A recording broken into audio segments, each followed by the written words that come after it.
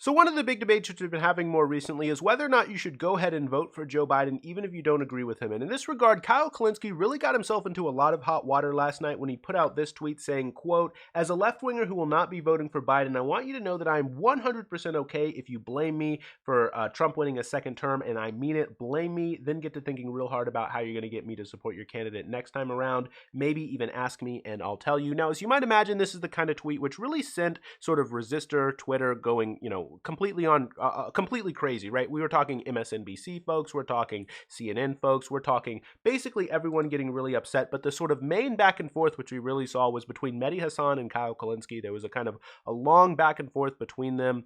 And I really want to go through this back and forth between sort of Mehdi and Kyle because I think that it really encapsulates the bigger debate which we've been having, and sort of their back and forth really does sort of get a bigger picture of basically all the other replies in any case. So let's go through. Mehdi Hasan here replied, "If you're okay with a white nationalist winning a second term, then I question your left-wing credentials." Now, this is something that I definitely do not in any way agree with. I don't think that that's true. I wouldn't question Kyle's left-wing credentials, but you can see here, Joy Reid also took in here to respond that basically this is an instance of Kyle expressing a kind of white privilege. And this is one of the common responses that a lot of people are saying, that if you are turning around saying that that you're not going to vote for Joe Biden, you're expressing white privilege. Now, I even got that in one of my comments where I didn't even say that I wasn't going to vote for Joe Biden in that particular video. I just said that you've got to earn my vote. And someone said, that I have white privilege, to which, first of all, I'm not even white, but I do have privileges. And I do have some privileges, actually quite a lot of privileges,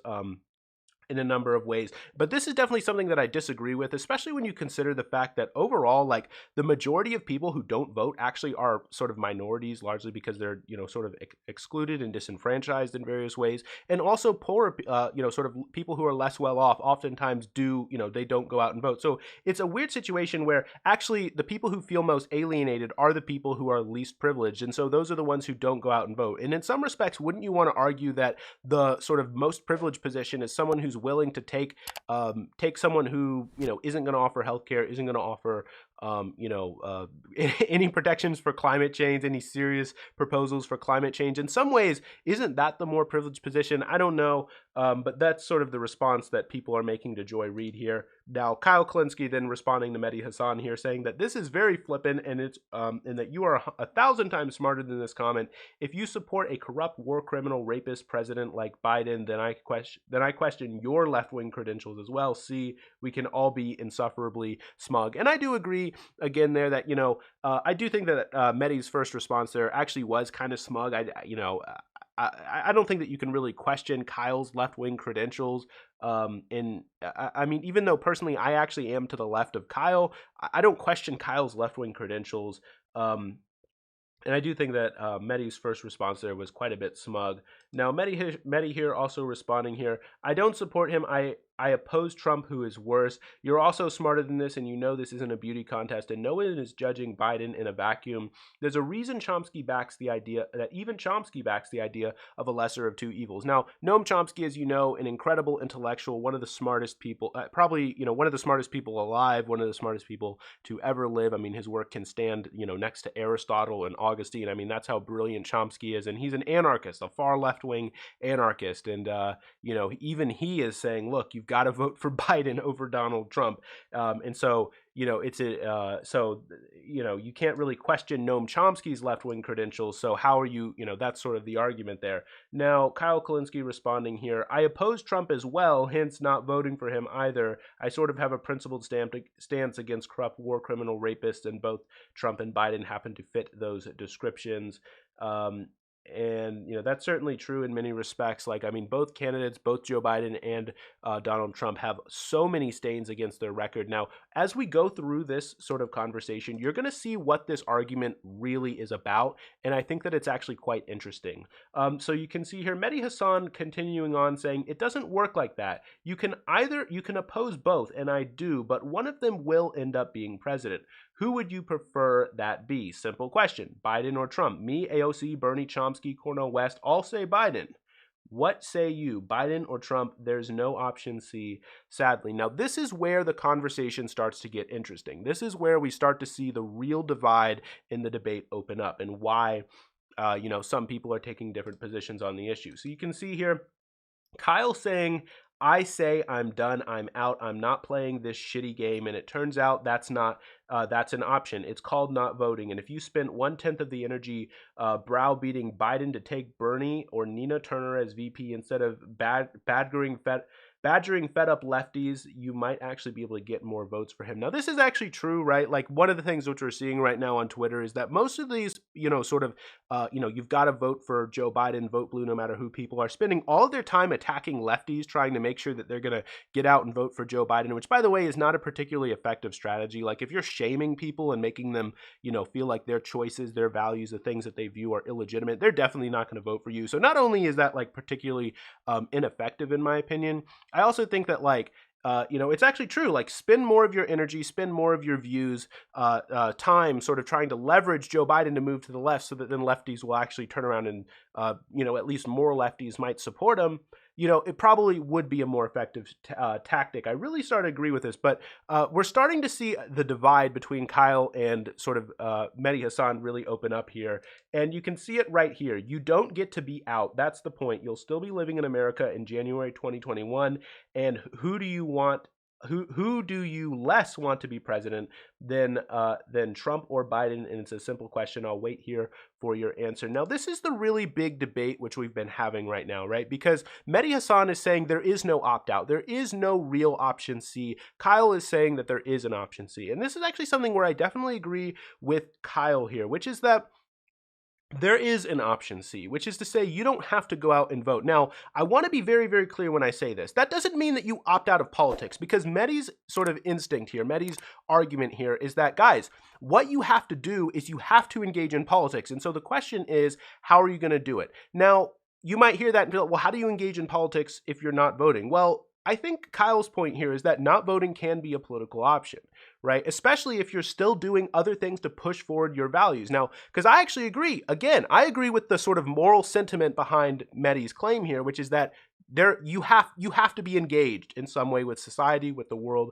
with politics. And I agree with that. Like, you don't have to vote, but you do have to do something. That might mean for you, in the case of Kyle, for instance, having a YouTube channel where he talks about the issues, where he argues for his positions consistently, or co-founding Justice Democrats, as Kyle also did. But it could also mean for you volunteering in your local food bank, right? Like, in some way, engaging in society, engaging in politics, trying to make the world a better place as you see it, right? You have a conception of what you think is good and trying to bring that good into the world. I agree with that part of it, right? You have to do something. That doesn't mean you have to vote, in my opinion, but you do have to do something, right? So it seems to be a different way of expressing that moral sentiment of how do you engage in the world, right? There's certain people out there, like it would seem Mehdi is expressing in at least this instance, which is that the only serious way of expressing a kind of political dissent or political option is through voting, unless it's truly, truly dire, which is the next thing that we're going to get to specifically as Kyle begins to respond here, right? Saying, your answer here is, I don't want either one to be president, and I don't want either one to be president so bad that the idea of voting for either one is morally repellent. That's certainly an answer. It's just not the one that fits into your neat little partisan boxes here. Now, this is, I don't know how much I completely agree with Kyle on this particular point here, right? Because Mehdi responds here saying that it's an empirical box and that it's only a question of, Democrat or Republican in this particular case. But then Kyle does have a better response here by pointing out that it's a question of existentialism, or pointing out that it could be a question of existentialism, right? Because he's saying here, if it's Biden versus Trump is the same as Richard Spencer versus David Duke, and I'm not voting, right? So the idea here is that while it might be true that you've got to vote for the lesser of two in some sense, if it's the case that both people are existentially bad, then how are you going to vote for either one, right? Because if it's the case that Joe Biden's climate plan doesn't actually fix the issue of climate change, and we're talking millions of people dead from healthcare, from a combination of dangerous overseas wars, from healthcare, from issues with the environment and climate change, right? Where, the Sunrise Movement, for instance, rightly rated Joe Biden's climate plan as an F because it doesn't solve, right? Like, it doesn't move us towards actually fixing the issues.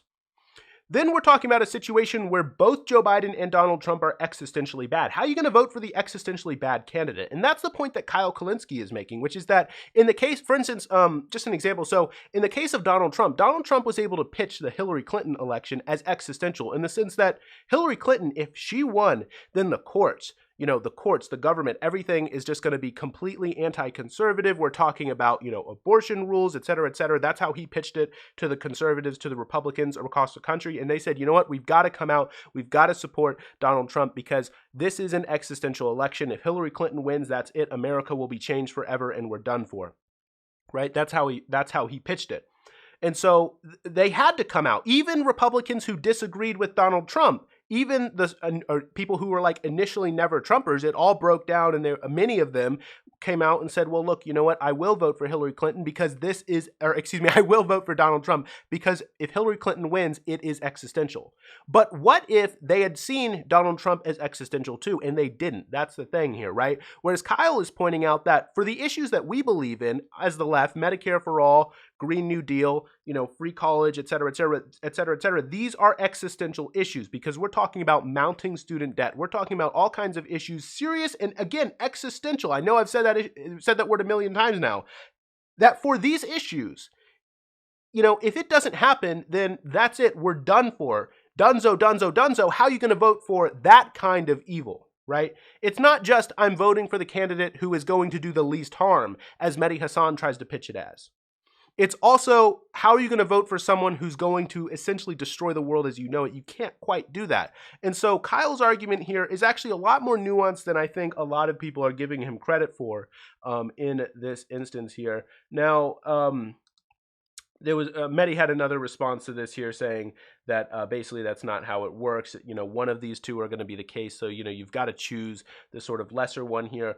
But Kyle here is saying neither one. Hence, I'm not voting. Richard Spencer, David Duke, cancer versus stroke, neither one. Break your right arm or left arm, whatever. Now, David Pakman actually responded to this saying that some cancer is better than others and that, breaking, anyway, I think David was a bit joking in that particular instance. But you get Kyle's point here, right? Like both of these are existential. Would you rather die from a cancer or die from a stroke or, even worse, have a stroke and then, you're alive, but, can hardly talk for a couple months and then you die, right? Like neither one, right? It's not a fair debate. So I think that that's really the big debate which we've been having, right? There's two essential points here that I've raised. There's two sort of principles that we're having is the ballot box the only way to engage in politics, A, and B, is the vote for Joe Biden existential for you? Like that is it the case that Joe Biden winning would be an existential defeat, right? Because if those things, the way that you think about those things,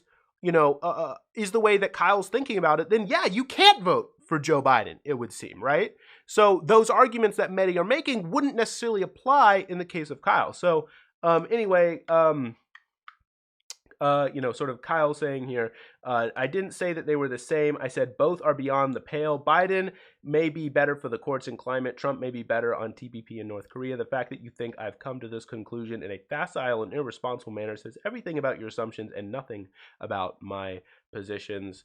And you can see here, so this is just sort of Kyle's main Twitter here. You can see all kinds of different responses that people were making.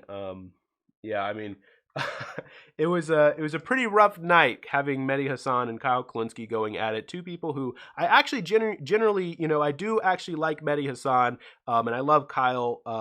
Actually, I first found Kyle's YouTube channel like years back. I was maybe a freshman or sophomore in high school, and I remember the first video I saw from Kyle had 17 views on it, and it was maybe 4 days old. And I remember watching that video, and I immediately thought, that's it. I want to do that one day. One day I want to have a YouTube channel talking about politics and the news. So here I am many years later. It took me a long time to get around to that.